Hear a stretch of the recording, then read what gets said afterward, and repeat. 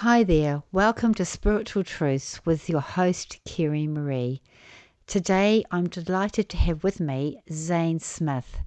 Zane, we're talking about the spiritual community and a sense of belonging and how the spiritual community around New Zealand and also internationally can help you if it's something that you're looking for to support you.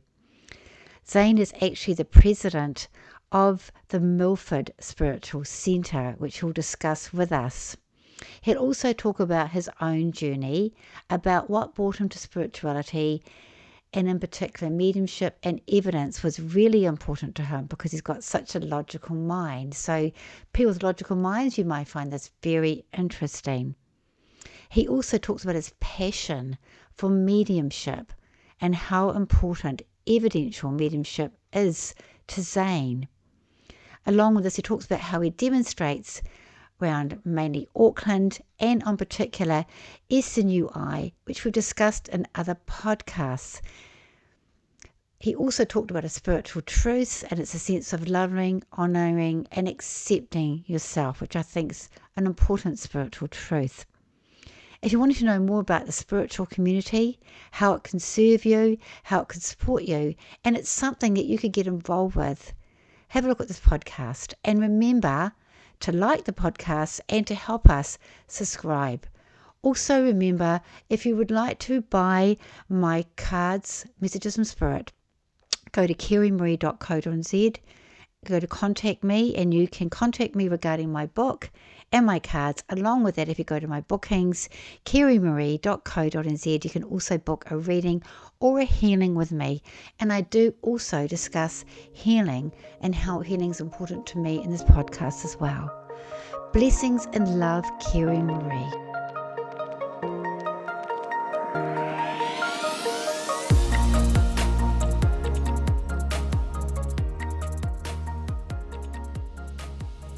Welcome, Zane. It's really good to see you, and thank you so much for coming to this podcast, Spiritual Truth. It's really great to have you part of it.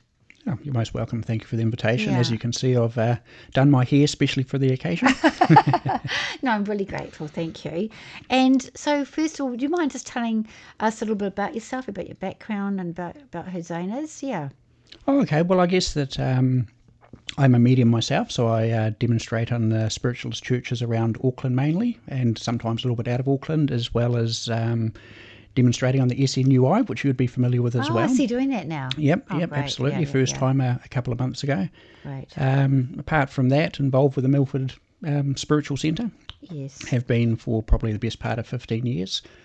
President for the last sort of 7 or 8. President. Yes. Oh, great. So how's that?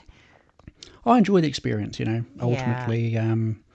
I walked through the door for the very first time searching for something and found my place there, and now I enjoy creating I guess that sort of environment for other people to find sort of what they're looking for and going through all of that as well. So why did you decide to do SNUI? Because I think it's a great media platform for people to work from. Yeah, well, I know Arthur Plumpton, who's Yes, involved with it. He yes. sits in the same development group as me, and he extended the invitation. And So he's on the SNUI now. Great. Yes. Oh, great. Yeah. So ultimately, the Australasian one that they're looking at doing, so they're looking for sort of local mediums, and myself and my partner were asked to do it. So Oh, great. That's yeah, so awesome. it's a great experience. Something a bit different, doing it to a more international sort of platform, I guess. But the same principle as being in a public demonstration in a spiritualist church centre. Well, that's a really good thing. You're taking it out to the world, really. Yeah, absolutely. Yeah. And it's really interesting how you can pick up information over a computer. That's something I talked to Charlie Seaman about that last week, and how you can pick up things for people all around the world. You don't have to be face to face to pick up the energy of spirit. Yeah, absolutely. I think that we probably learnt that most during during COVID times, where these services on Zoom started to take off because we weren't able to go to our normal centres or the like. So yeah, it's no different at all. Probably only slightly different in the fact that you've got people on a screen and you're trying to find the people on the screen, and sort of some of the technical difficulties that come up. But ultimately, no different when working with the spirit world. That does happen. Yeah, that does happen. So Zane, can you just please tell me a little bit what brought you into mediumship? We've all got a story, and spirituality. What actually brought you into this? Yeah, I think I was thinking about that a little bit on the way here today, and I was thinking, what started this entire process? When I think back, I went to a spiritualist church for the very first time probably when I was about 14. Right. My mother used to go. She never used to take us. I knew nothing about it, and I don't remember much about the experience, except I'd sort of been that once.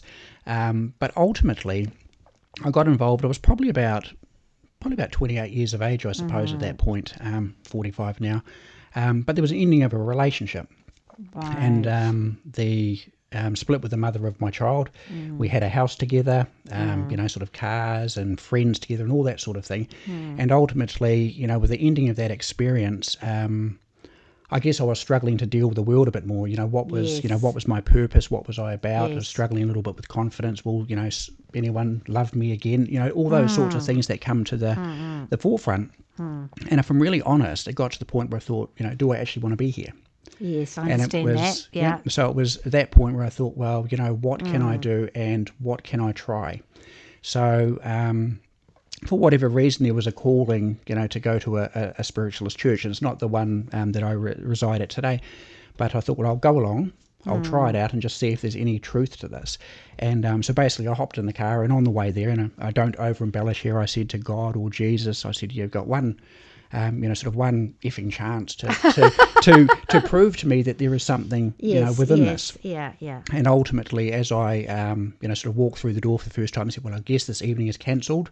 I thought, well, this is a brilliant start, isn't it? Yeah. And there was a lady, and she was a committee member or something. She said, well, I'm going to do an oracle card for everyone within the room, and did an oracle card. And I won't say what the card was because it was very personal, but she pulled this card out, and we had a discussion afterwards, and it was about something in my life and something that I was struggling with at that particular point in time. So I left that experience, and I thought to myself, well, there's something to that. I'll go back next week. I'd had some sort of proof there. In fact, I was slightly shocked.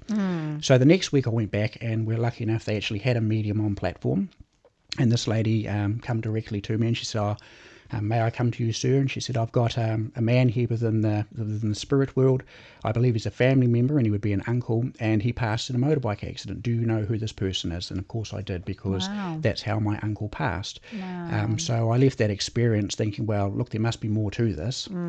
So I continued to come back, and that's basically how I started my journey. And here we are today. Yeah, well, absolutely. But if I hadn't had that experience of having evidence, I wouldn't have stayed. It just wouldn't have happened. I myself, I consider myself to be a very logical sort of person. Yes, you are. And it makes sense, because in my day-to-day job as well, I'm an electrical estimator.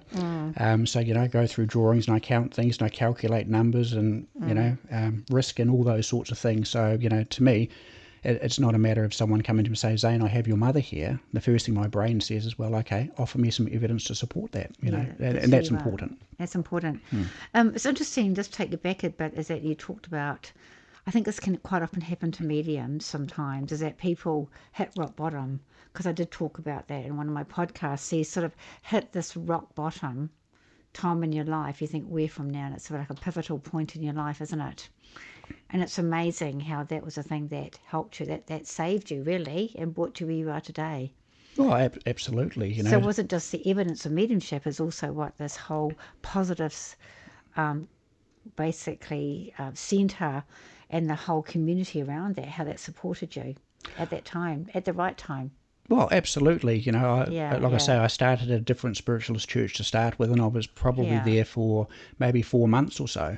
And it wasn't quite the right fit. Like, people were lovely. There's no issue with that. The guests on platform were very good. But in those days, they sort of all went outside to have a smoke afterwards, and I didn't smoke, and no one really sort of, spoke or really engaged with me. And I'd had a one-on-one reading with someone, and they said, look, I'm hearing that you should try out Milford. So I went along to Milford, and I walked through the door, and the lovely Anita, who's now in spirit, bless her, was at the door. And she said, oh, what's your name? And, have you been to a spiritual centre before? And ultimately checked in on me afterwards, and, I started to make more friends. And wonderful thing about it, over a period of time, I realised that they're just a great bunch of people that turn up every week, and they like to have a little bit of a laugh and a little bit of a joke. And it's about attending a service on a Sunday night where there's friends, and you have a little bit of a laugh, you have a joke, you have a bit of supper together, and just enjoy the experience as they're coming together, the spiritual community. Yeah, so the spiritual communities, I think, really important, because I think that people often come and see me, they must talk to you as well, and they say, well, I'd really like to get involved with this community, or I'm searching, where do I go to train, what opportunities are for me, how can people support me? So can you tell me a bit about that side of it? Because I think that's really important for people. They want some direction, they want some support, they want to learn. So how can a spiritual community help them, like a centre or something like that? Well, firstly, Milford doesn't offer development like some of the other spiritualist Right. churches or centres that we have around New Zealand. Okay. Yeah. Per se, but even that within itself is a slightly difficult sort of aspect, because when you talk about sort of training someone, it's a long journey. Yes, it is. Yeah. We've Yeah. unfortunately, I think, suffered from people thinking they can go and do a 1 week course and all of a sudden they can work as a medium or a Yes. psychic or something like that. And I think it's ultimately led to lower standards. If I should be, so direct, like myself, I still sit in a development group, for example, and I have been Yes. for 10 years Yes. because I understand that it's an ongoing, sort of journey.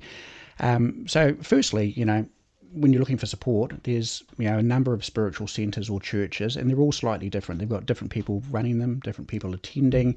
They all Right. have a different vibe to them, different Yes. atmosphere. So, if you're interested, go along and see what fits and what feels right. And so some of them do offer training. Oh, absolutely. Okay. There are the various ones that offer training. I would always perhaps suggest, if you're going to learn from someone, watch them demonstrate or watch them Yes. show what they can do. If they cannot demonstrate adequately platform mediumship with evidence, then I wouldn't train under that person. It's as simple as that. So there's a lot of people training, but only a few that I personally would go to or I guess suggest. Yeah. Fair enough. So it's a personal thing, really, isn't it? It, It's it, really personal to the individual, and so what fits for you. So you go along to a centre, and so you could go along to a centre. So maybe you don't want to train, so maybe you want to develop, maybe you don't want to develop. And if what you're saying, if you want to be the best, go to the best. So you don't just go to somebody that doesn't fit right for you. But also, the other aspect, what I'm hearing, is that some people may just want that support. They may not necessarily want to develop as a medium. They just want to be part of that community. They want to be part of the whole healing opportunity, be around like-minded people.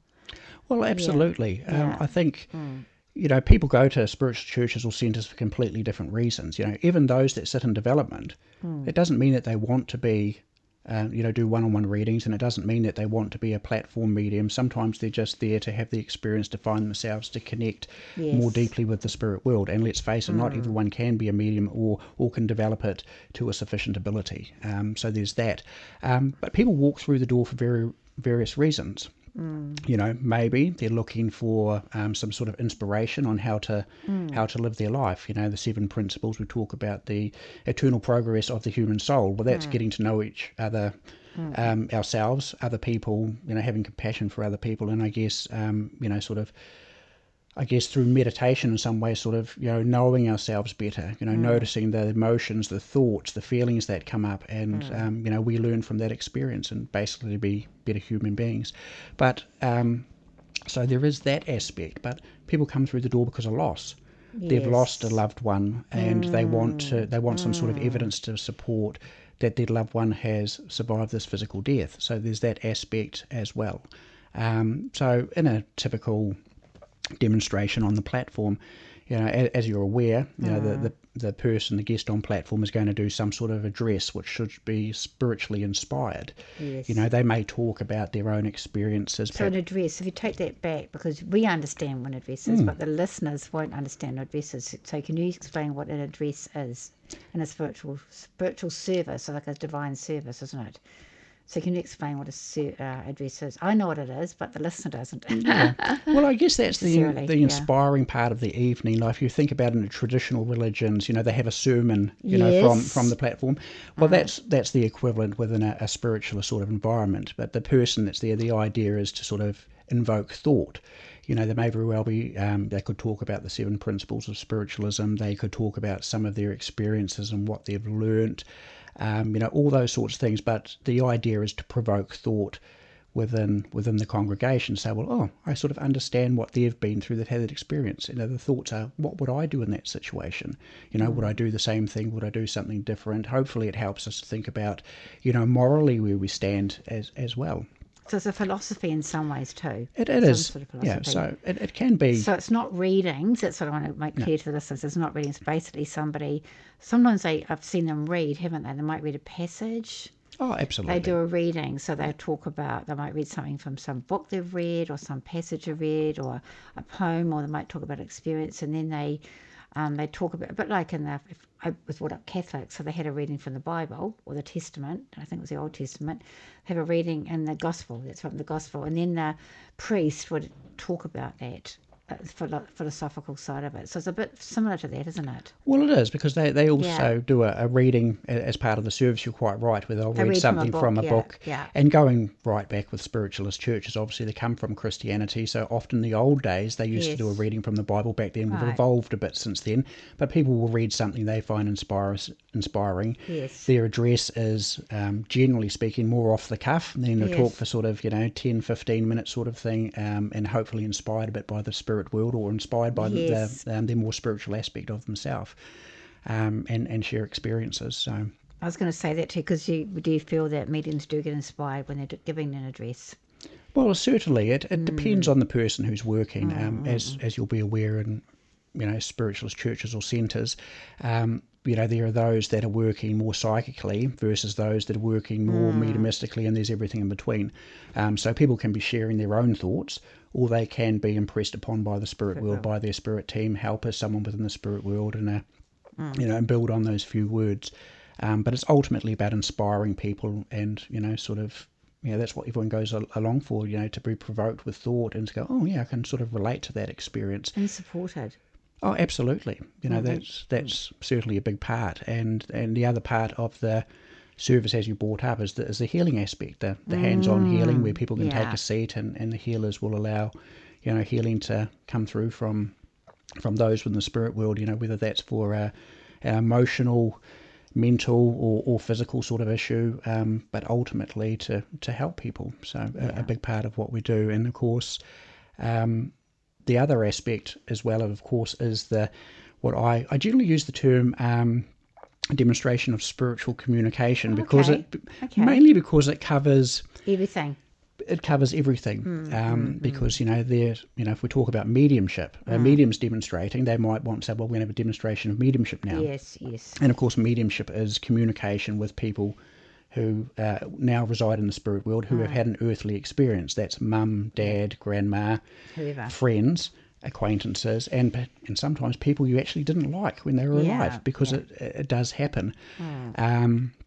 So that's mediumship. And then you have people working more with the psychic ability, which is obtaining information from the recipient, whether they're pulling the information out of the auric field. We all have that energy field around us. Someone stands, looks in a mirror, they'll see that clear energy field around us, as it is around animals, as it is around all living things, plants, and that's basically all that we've ever been. So people are reading our energy field to give us information, and both of them have a purpose.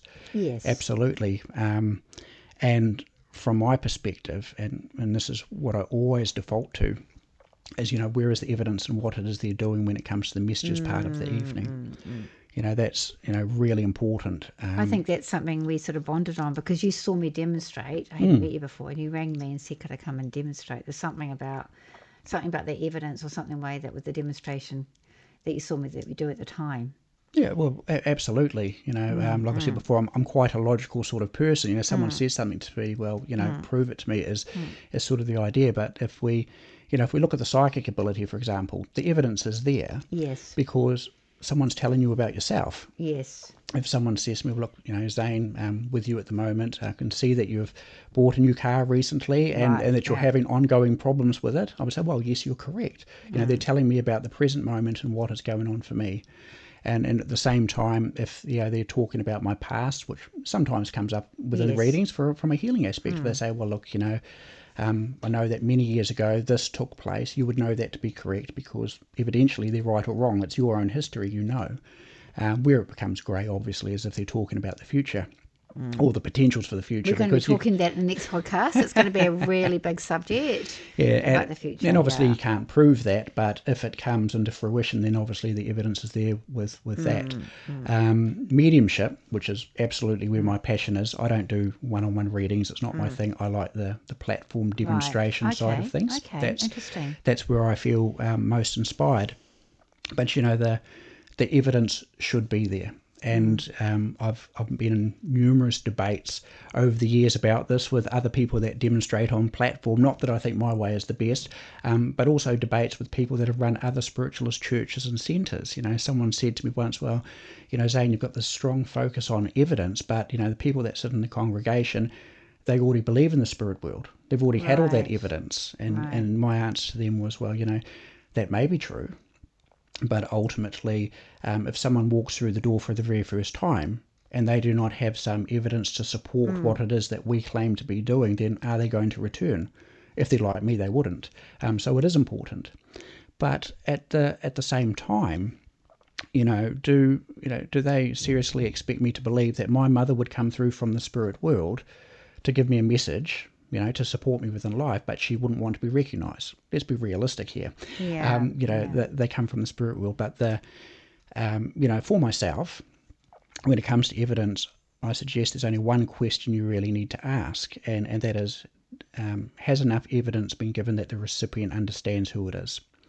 Because you can give, succinct, a couple of bits of evidence that are so bang on that the recipient knows, straight away. And there's other times where it's a more interesting contact that flows from evidence to evidence, and a little bit sort of longer and inspired within the moment.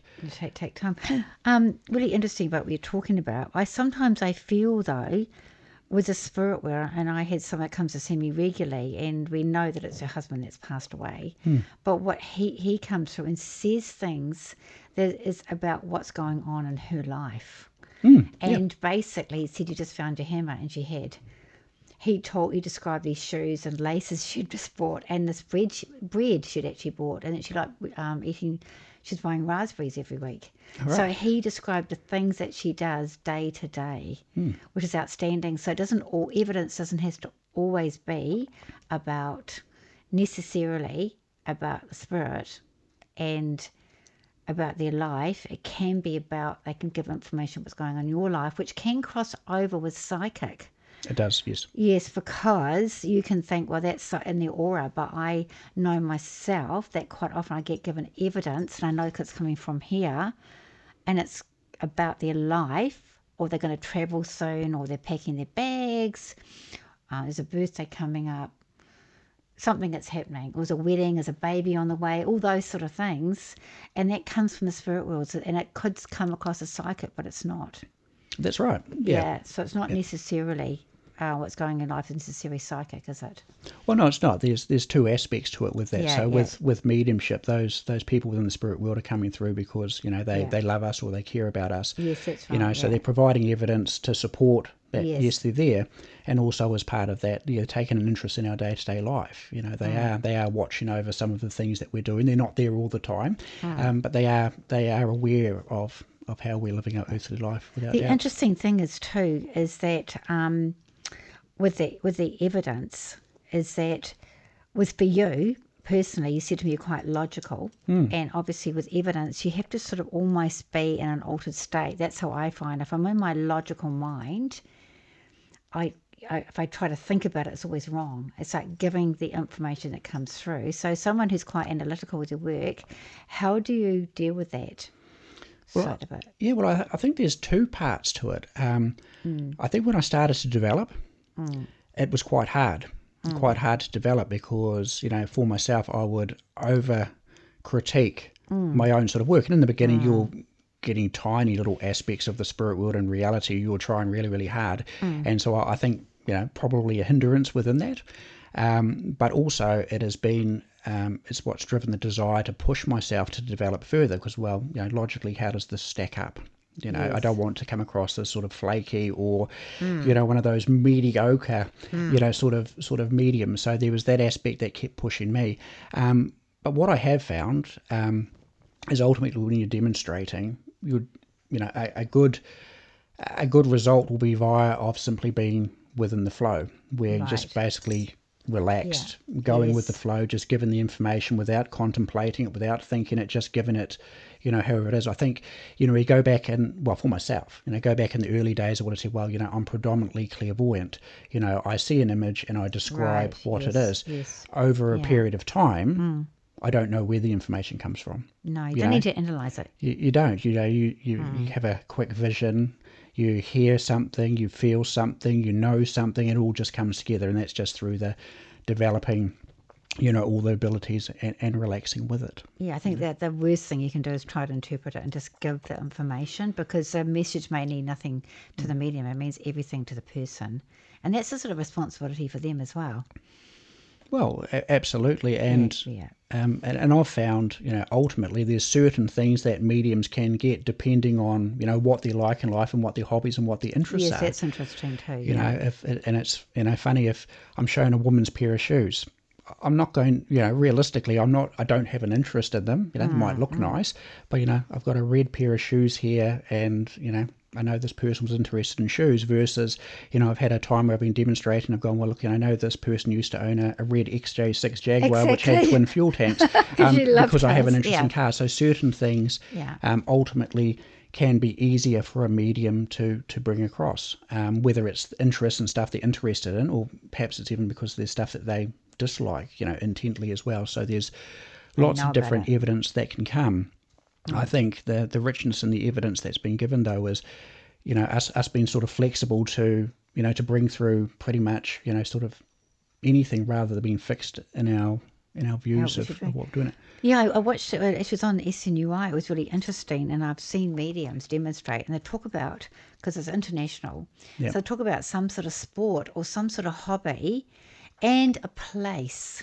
Yep. And I don't know anything what that sport is. I don't know what the hobby is or what the place is, but that information is quite fascinating. And I watch those mediums demonstrate, and the recipient knows exactly what they're talking about. I have no idea what they're talking about, Oh, absolutely. Yeah. because they've got that information as well. I think also something I was listening to you before, we're talking about going back to other churches.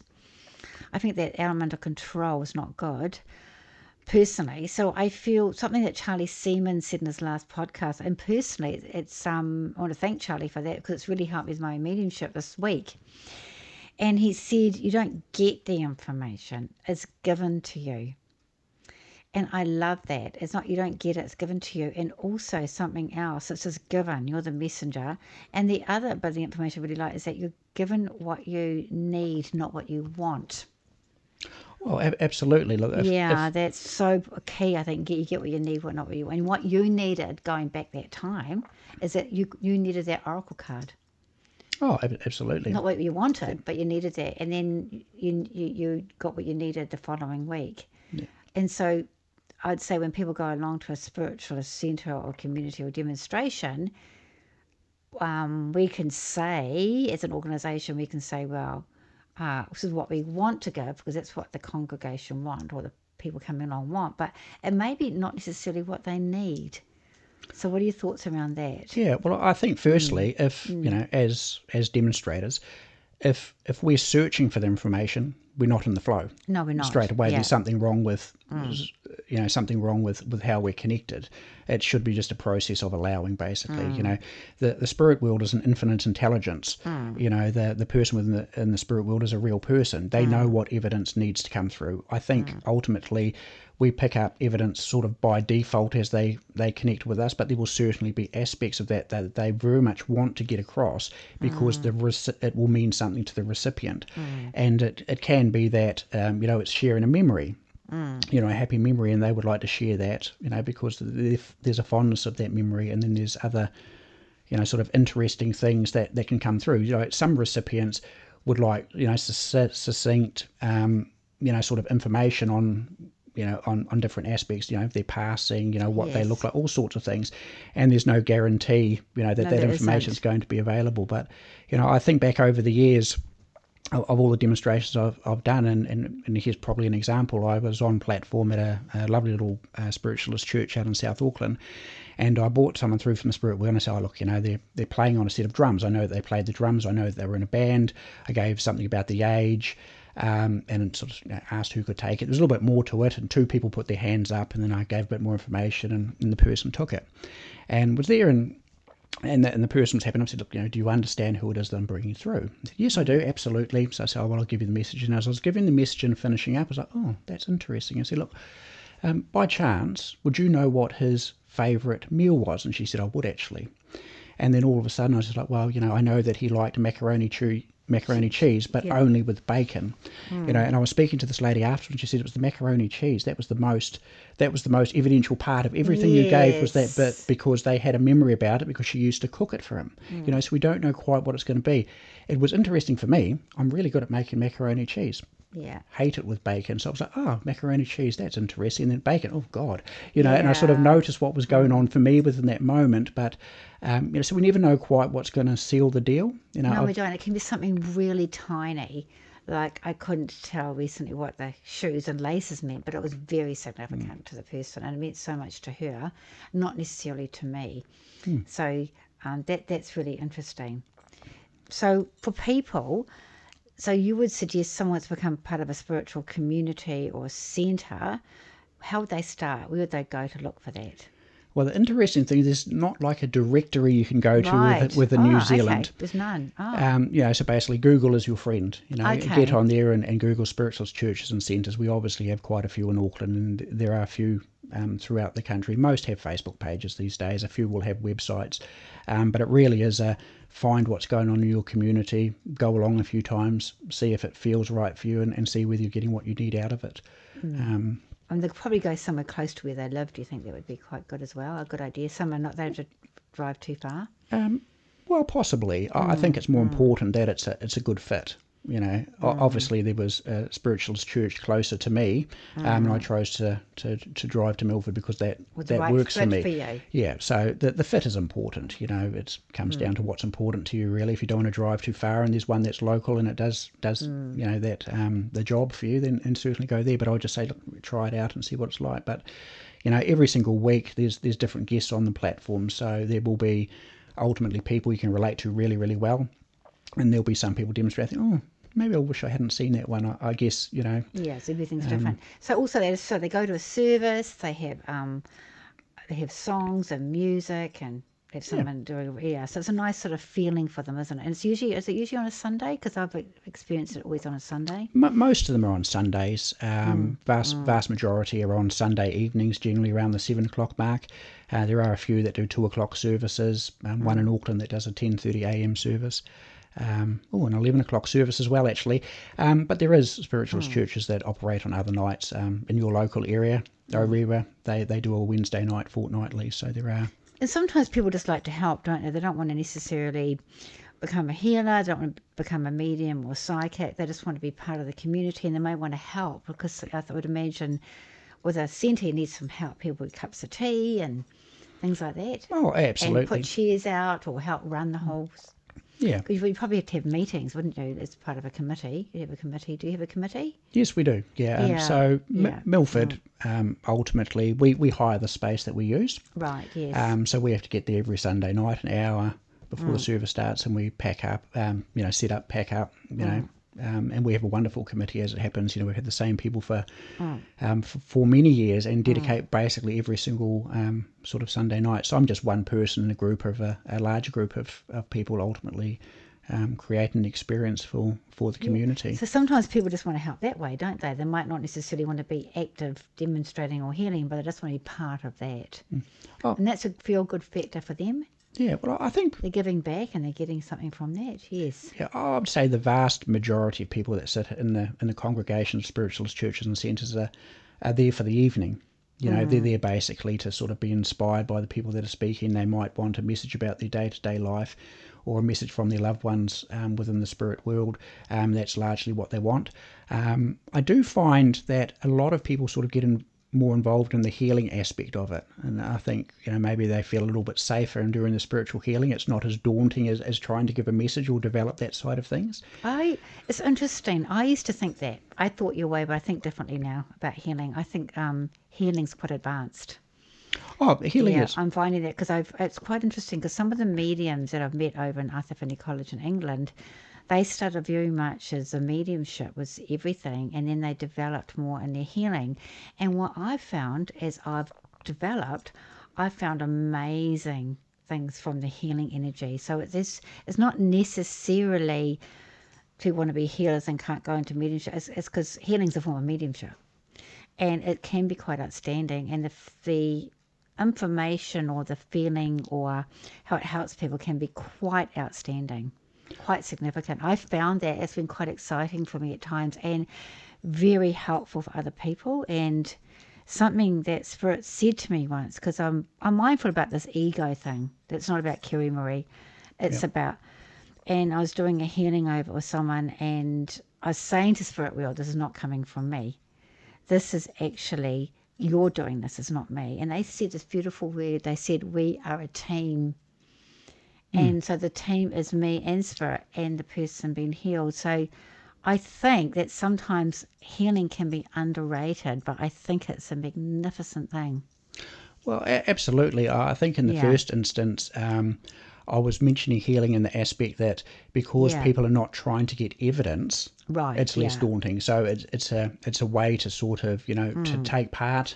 To take part in, I guess, the movement without feeling overly exposed. The reality is, some of the best mediums are fantastic healers because the healing ability is very much a process of allowing. You're simply just there in a process of being, and that's what you need to be able to do mediumship as well. So many people have developed, through the healing aspect, but of course, there's psychic healing and then there's mediumistic healing as well. They're two quite different things. Certainly in the early days, in the early stages of healing, most people are working on a psychic sort of level within their healing. But ultimately, mediumship, whether you're doing hands-on healing, which we're referring to at the moment, or we are demonstrating from the platform, bringing messages of love, guidance, support. It's all about healing anyway. But I just think healing's very important. Oh, absolutely. Because like I was saying, I let Spirit show me how to heal, but I've just found as my mediumship's progressed, my healing's got stronger. That's what I found.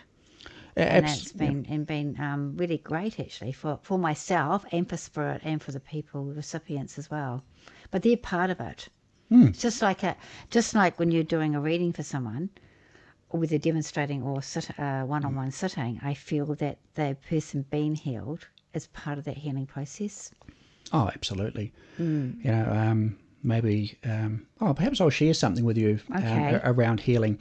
I started out sort of on this journey. Like I remember going through that very first spiritualist church I went to, and I sat there for a few months. And I remember a guy come to me one night, and he said to me, "Well, why are you here?"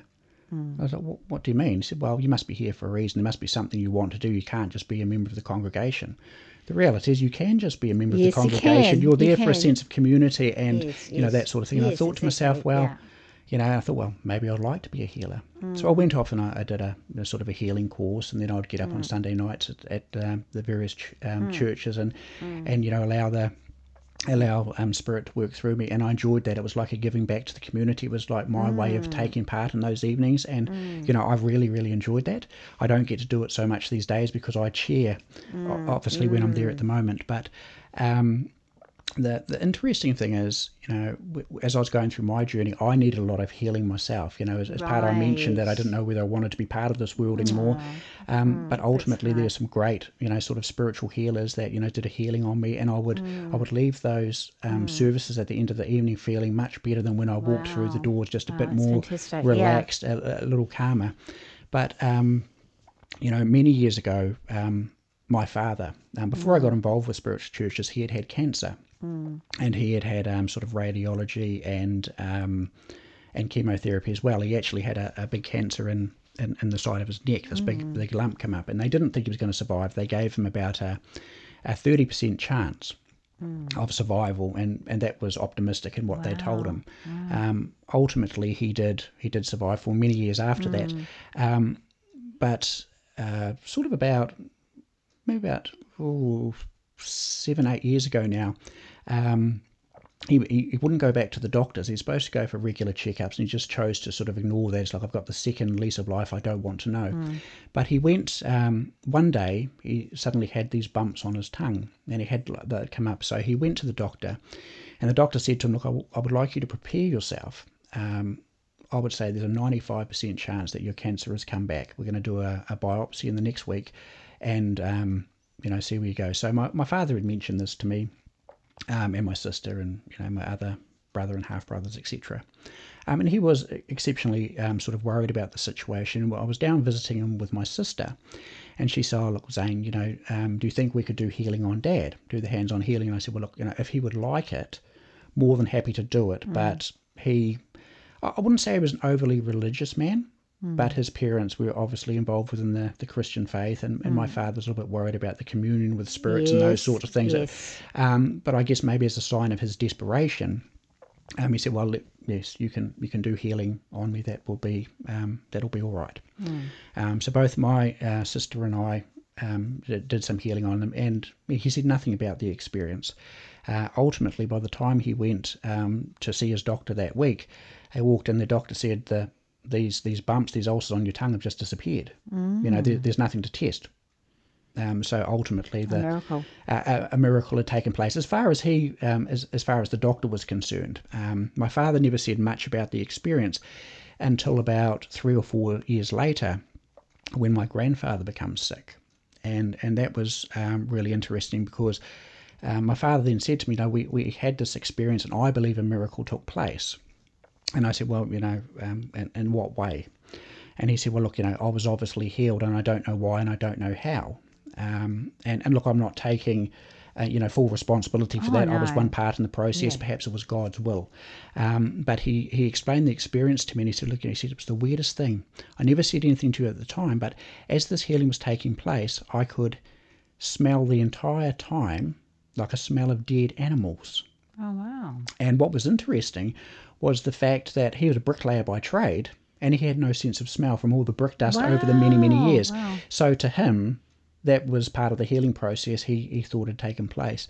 What was wonderful to have an experience like that, but not all people have healing in that way. Sometimes it's emotional, sometimes it's people getting more comfortable with leading up to their passing for whatever reason. Yes, exactly. Definitely. But what I found, one of the most hardest things when it had come to healing was, I mentioned that my grandfather had become sick.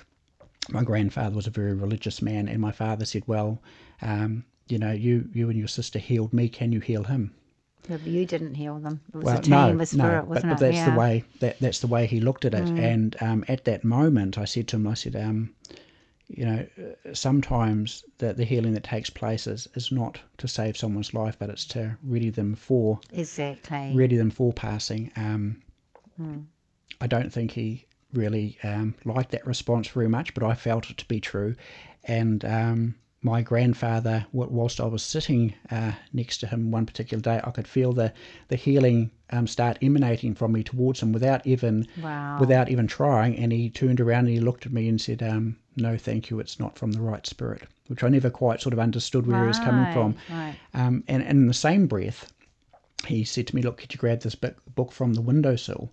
And it was a book on evangelist healers.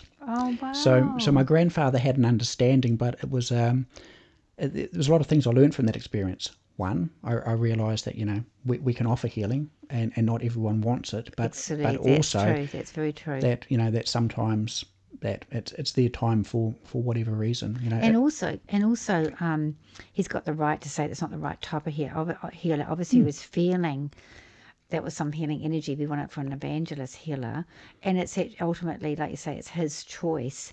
And also, don't you think it goes back to also not necessarily what the person wants is what they need as well, when it comes to healing as well? Of course it is. Yeah. I think healing, and the greatest aspect of healing is that it's a process of allowing. We don't know what the end result will be, Yes. but we simply give ourselves in service. And what I found was interesting was with that book that he had read around evangelist healers and stuff, he was amazed, with reading it, that there were, evangelist churches, and they looked in the basement, and there were, wheelchairs, and there were crutches, and there were people that had miraculous healings.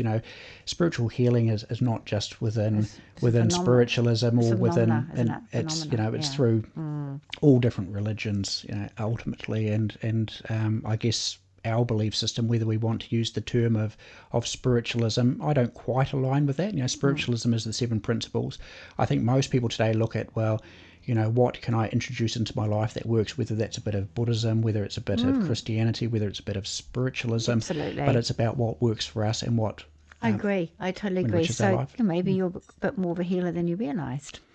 Oh, well, Yeah. absolutely. Today, sometimes when we're there at Milford and there's not enough healers, I'm like, oh, good, I'll open the healing and I'll jump up and I'll have a go myself. And it's a way of giving back. It's, I think we all want Another to. aspect for you to look at or consider. Oh, well, I love all aspects of it, and just trying to do the most that I can. And what was interesting with my grandfather is I had avoided talking about spiritualism. Like I had for a while, I had a spiritual number plate on my car, and I could tell he would look at it and he was like, oh, you're not at one of those spiritualist churches, are you? And yet when it led up to his passing, we spent a bit more time together. I sat there for hours on end with him while he talked about his own faith. And he said to me, I don't want people from the from the church to come around because they're praying for me to pass when I just want to live. It was interesting, his sort of aspect, and he was asking me, what's going to happen, when I'm passing? I want to know what your belief systems are. And one of the things that I felt, I feel it was such a wasted opportunity, because he, my grandfather had learned a lot through life. He changed once he had found the church. He gave up drinking. Was it a Christian church? Yes, Yeah. and he became more of a family sort of man. But he said to me, he said, I stood there on the corner and there was a Christian church and there was a spiritualist church, and I had to decide which way to go, and I went with the Christian church. And he said, I've done a lot of research over the years and I wonder what my life would have been like had I gone the other way. One of the most touching things from him being a very religious man, like he read the Bible on a regular basis and all those sorts of things, was he said to me, I think you're on the right path before he passed. And that meant What a gift. What a it gift. meant a huge amount. But also I realised within that we probably missed so many conversations we could have had about our faith, and we both could have enriched our experiences, sort of with Maybe that. we can connect to him now. Well, yeah. And interesting, I talk about, being quite logical, and, even with doing this podcast today, Yeah. I've thought about this over the period of a number of weeks, and I thought, well, where's the logic in what it is that I'm saying? What if someone doesn't believe in what it is that we do, and how do I offer something to them that they can sort of, possibly understand where it is that we're coming from? I've been asked to speak at a wedding this year about spiritualism and the communion with the spirit at a wedding, and there was like 150 people, and I was mindful there's atheists, those that don't believe in anything after this physical death. I thought, well, you're going to get a surprise when when you're still alive after you've passed. And those that obviously are very sort of religious, and there's religion in my family, like I've said, and most religions believe that we survive this physical death. We might say, spirit world. Yes. They will refer to it as heaven. And I like to put things in a very sort of, basic sort of sense that people can understand. So there's been a number of people that have passed out of my life. But one of the interesting ones was my grandfather's passing. I knew he was going to pass, obviously, and I was sitting at home. And as I was sitting at home, just sort of randomly, I saw a vision of his face smiling. 2 minutes later, my father rang and said, "Your grandfather's passed." And I said to him, "I already know that. I just saw him." And he's like, "Oh, okay." Yes. So with our loved ones in the spirit world, they're often around us. We sometimes don't necessarily pick it up. The average person, that all of a sudden their song comes on the radio, but before their song comes on the radio, we see an image of them, or we think of them randomly. So they're around us. But my grandfather, with his passing, I was at one of those moments where I thought, well, here's my belief system, and how do I know that it's real if he comes through? So ultimately I decided not to tell anyone, no one in my development group, no one at the church, no one that I knew that was a medium, because I wanted some sort of evidence. And it took him all of 15 days to come through within a group, and he come through giving his name, giving his passing, the relationship, the whole lot. So once again, it was one of those moments where I thought, okay, well, the evidence is there. Here's the proof once again. And ultimately, a number of years later, my grandmother was quite ill and had been for a while, and there I was at home just about to take the dog for a walk. And this was, sort of during the end of COVID times, where you couldn't just go along to see someone when they were close to passing. And as I was walking out the door with the dog, I saw a picture of my grandfather just in my mind's eye, sort of thing, I suppose, and I heard him say to me, "It won't be long now." And I turned around to Tracy, who's my partner, who's also a medium, and I said, "Oh, just saw my grandfather." He said, "It won't be long now." And she said, "What do you think he means?" I said, "Look, I believe my grandmother's very close to passing." By the time we had finished walking the dog and come back in the door, there was the message on my phone from my auntie saying, "Look, your grandmother has passed," So I'm always looking for that evidence, and I was like, "Oh, that was quite good." I just heard one word for you, trust. That's what it was, trust. So I'm now going to ask you, saying, what's your spiritual truth? I'm asking everybody that comes, because this is called Spiritual Truths, and it's to help people sharing their spiritual truths can actually help people find, everybody's different and unique. So what's yours that can maybe help other people find their own? I think, I suppose that's quite an interesting question. I think ultimately what's helped me over the years is accepting myself and who I am, and being proud of myself. I love that. If I think back through, one of the major issues with the separation of that relationship, which I brought earlier on, there was something that I realised within that situation. I'm sure some people can relate to it. I feel emotional now. It was the fact that I had built my self-worth on what I had achieved in life. Right. So with my job, I've worked for the same company since I was 16. I've now been there 29 years. But, I went through my apprenticeship fairly quickly. I had a company van very quickly. By the time this relationship ended, I'd moved into the office within 10 years. Yeah. So I was very successful at work.